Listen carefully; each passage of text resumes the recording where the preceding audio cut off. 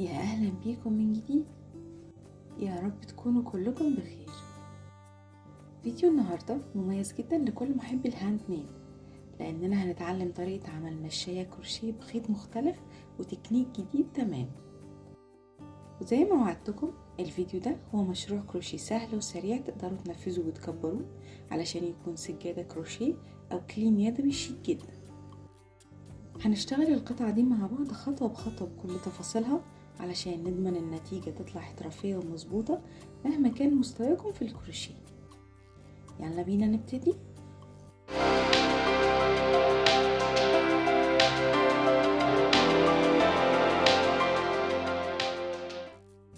في القطعة دي هنستخدم خيط الكليم أو التي شيرت يارن.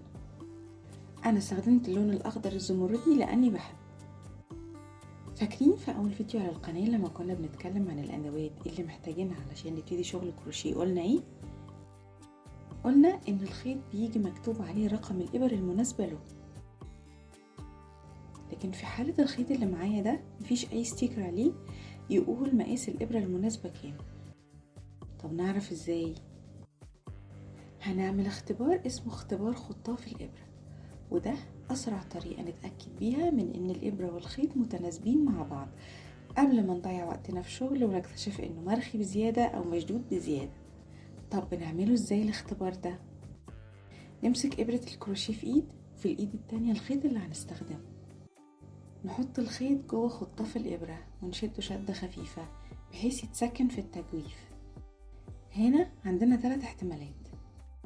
الاحتمال الأول إن الخيط مالي تجويف الخطاف بالكامل وعلى خط واحد مع قيمة سن الإبرة، لا هو طالع لبره ولا غطسان لجوه.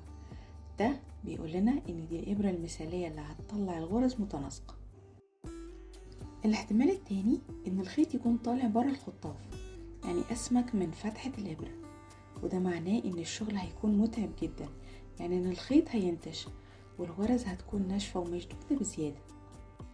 الاحتمال التالت إن الخيط ضايع جوه الخطاف وفي مساحة فراغ كبيرة فوقه، كده الغرز هتطلع واسعة ومهلهلة ومش هتحافظ على شكل الشغل الاحترافي.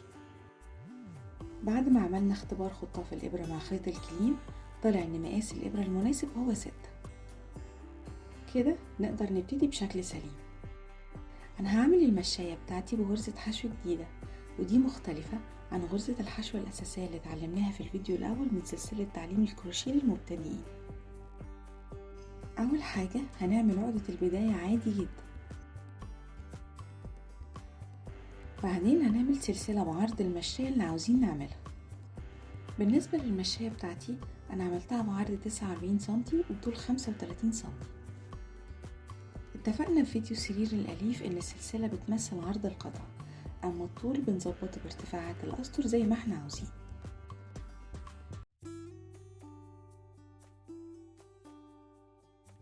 دلوقتي عملنا سلسلة توازي عرض القطعة.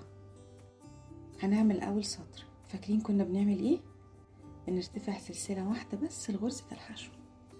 نيجي بقى لغرزتنا الجديدة، تاني غرزة بعد سلسلة الارتفاع وهنعمل غرزة حشو عادية. عندنا حلقتين على الإبرة، وندخل بالإبرة في الغرزة اللي بعد كده ونسحب الخيط. كده بقى عندنا 3 حلقات على الإبرة.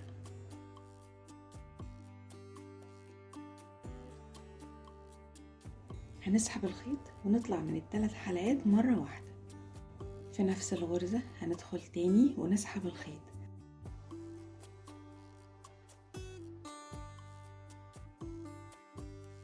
وبعدين ندخل في الغرزة اللي بعدها ونسحب الخيط، وبعدين نسحب الخيط من ال3 حلقات تاني وعلى مهلنا خالص.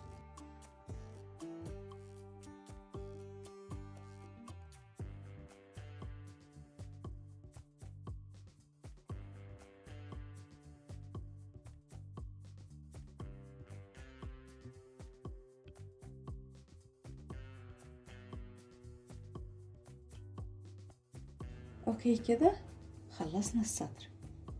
نبتدي سطر جديد، هنرتفع له بغرزة سلسلة واحدة ونلف الشغل ونكمل.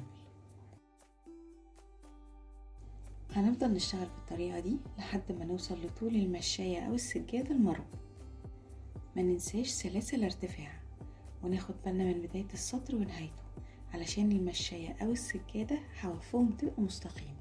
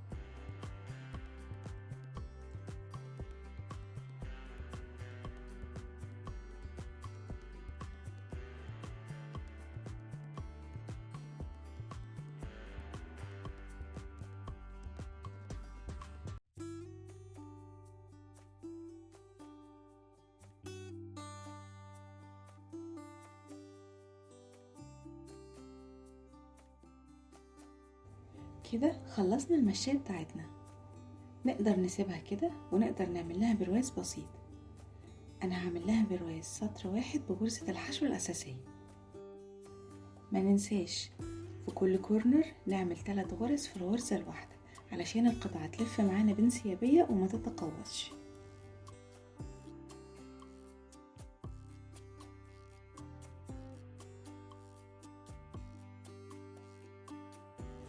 انا ليه استخدمت غرزة الحشو هنا؟ اولا غرزة الحشو من اكتر الغرز تماسكا في الكروشيه، وده يخلي المشاية متينة وتتحمل الدوس المستمر عليها وغسلها في الغسالة بدون ما الغرز ترتخي او شكلها يتغير مع الوقت. ثانيا المشاية اللي هتتحط قدام الباب لازم تكون مصمطة، وده اللي بتوفره غرزة الحشو لان مفيش فراغات بين الغرز. ثالثا بقى فغرزة الحشو وشها بيكون قريب جدا من ظهرها، وده هيساعد في اننا نستخدمها على الوشين.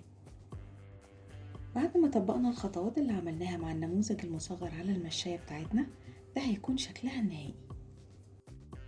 صدقوني مفيش شعور اجمل من انكم تعيشوا وسط قطع صنعتها ايديكم بحب، وتشوفوا نظرة الاعجاب في عين اي حد يسألكم دي جبتوها منين، فتردوا بكل فخر انا اللي عملتها. جربوا معايا متعة الانجاز دي في القطع اللي ابتدينا ننفذها في الفيديو ده والاتنين اللي قبله، ومين عارف يمكن ده يشجعكم تبتدوا مشاريعكم الخاصة اللي تفتح لكم ابواب رزق ونجاح.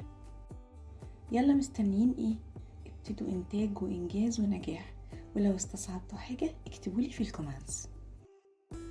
لو عجبكم الفيديو ما تنسوش اللايك والسبسكرايب وتفعيل الجرس علشان يوصلكم دايما كل جديد.